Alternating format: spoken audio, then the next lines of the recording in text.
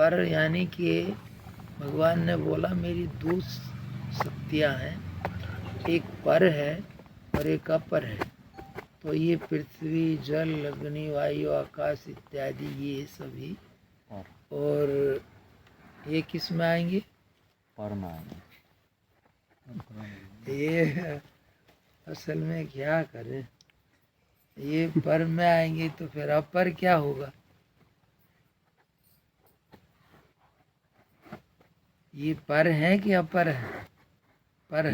ये अपर है जी, जो दिखाई दे रहे हैं अपर हैं, जो दिखाई नहीं देती है तो ये किस में आएंगे फिर? ये अपर में आएंगे। अच्छा, बदल गए। ये पर है, पर क्या है?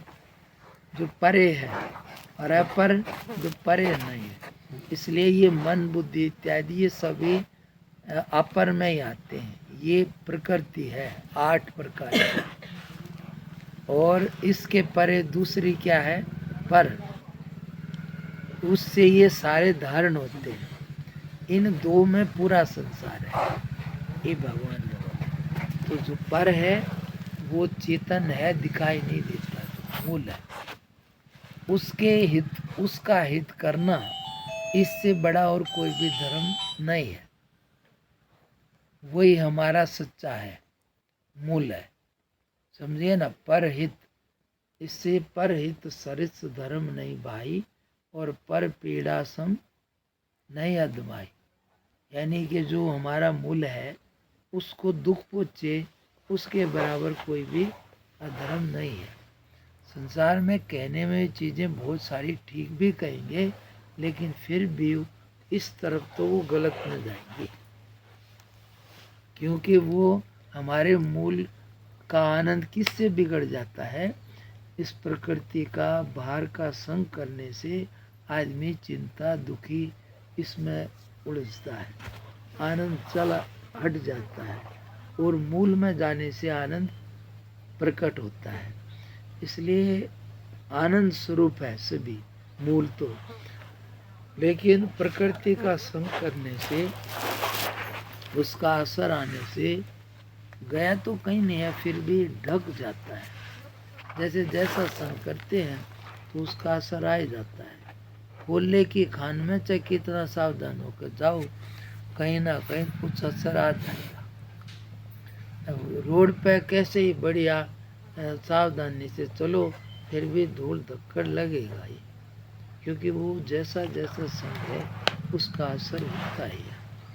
तो इसमें यही समझने का है कि ये संग की वजह से ही रहने देते, इन संग की वजह से ही आदमी, हमारा जो आनंद है वो प्रकृति के संपर्क में आने से आनंद में रुकावट आ गई है, कहीं गया नहीं है, नाश नहीं हुआ। और जब इसका संबंध छोड़ते हैं, रात में सो जाते हैं, तो क्या करना पड़ा?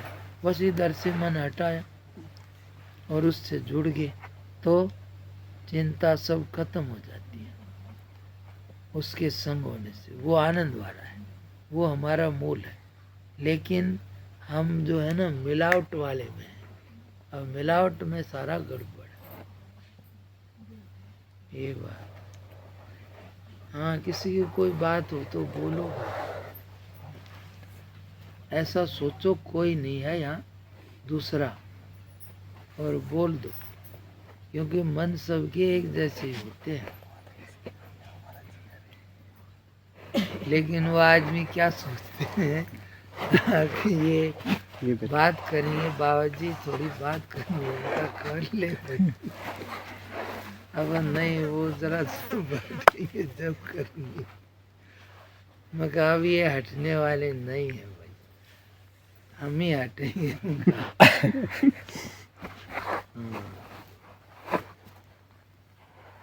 कोई है तो ये सारे कोई ना कोई लेने वाला है, कोई कुछ मांग रहा है, कुछ मांग रहा है। हाँ, तो इसलिए मैं कह रहा हूँ भाई, तुम ये मत सोचो आगे यहाँ और कोई बैठे। अब वो 4-5 दिन हो गए, डॉक्टर चला गया, सितंबर का भतीजा, जिससे वो मंदिर बनाया आपने।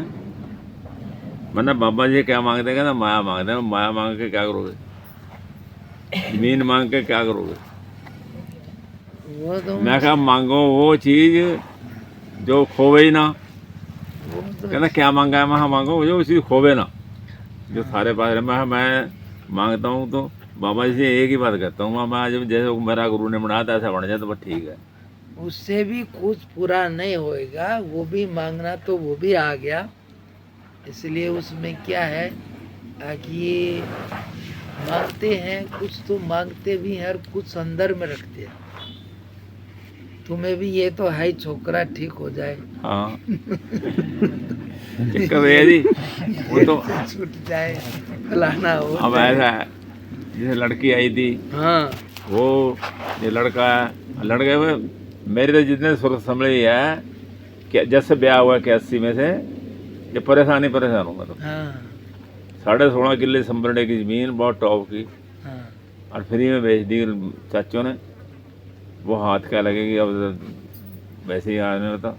वो जब से परेशान हूँ मैं। जब आना मीनापुर भी होगा रहा, ना, मझेड़े भी रहा, जब समय यहाँ देर बदलना में भी आ होगा, गया। हाँ जी, वो कोई कुछ करने वाला नहीं है। लेकिन जब वो समय बदलने का आएगा ना, तो सब जैसे खराब समय आया तो एकदम ऐसे फ्री में चला जाएगा, पता ही नहीं लगेगा। और जब आएगा समय अच्छा पुण्य का, तो सब अपने आप भर जाएगा। लेकिन ये भी इतना है, भगवान की शुक्र मनाओ या कैसे भी, अब कुछ एक लंका में विभीषण है, फिर भी चल रहा है, समझे कि नहीं? हाँ जी, हाँ। फिर भी कैसे भी करके वो तुम्हारी बेटी है, उसी से चल रहा है। उसे चल रहा है। कतर केस पड़ा है, जो 25-27 लाख रुपया लगाना है, जो एक फुट जमीन का ना हो तो बोल तो इसलिए मैंने बोला ना, और जब वो समय पुण्य का आ जाएगा, तो जैसे वो फ्री में चली गई, तो पुण्य का आएगा तो फ्री में ही आ भी जाएगा। यहाँ पर कोई किसी का वो नहीं है, लेकिन लगता ही है अब ये खराब है, ये समझ, लेकिन इतनी समझ है नहीं है ना। समझ की कमी से ही हम किसी को दोष देते हैं, और नहीं तो समझ आ जाए सही, व्यवहार तो करना पड़ता है, लेकिन अंदर से कोई वो नहीं होता है फिर तकलीफ। उसमें तो ये रहता है भाई ये रोल है, सब अब अपना कर रहे हैं, कोई किसी को सुख दुख दे ही नहीं सकता है। ज्ञान का मतलब इतना ही है, कोई दोषी दिखाई नहीं देगा। बाकी ये है, जब तक अज्ञान है तो आदमी एक दूसरे को दोषी देखता है। और अब वो क्या है, इतना तो देखिएगा कोई गड़बड़ करता है, लेकिन अभी मैं देखता हूँ कि ये देखो औरों को कुछ कुछ करेगा, लेकिन लौट के किसको जाएगा? जो आदमी सबको वो करेगा तो सबकी बद्दुआ उसी पर तो आएगी, लौट के कहाँ जाएगी?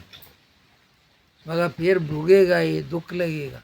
इसलिए भगवान शंकर तो कोई उल्टा भी करता है तो उस पर भी क्या करते हैं?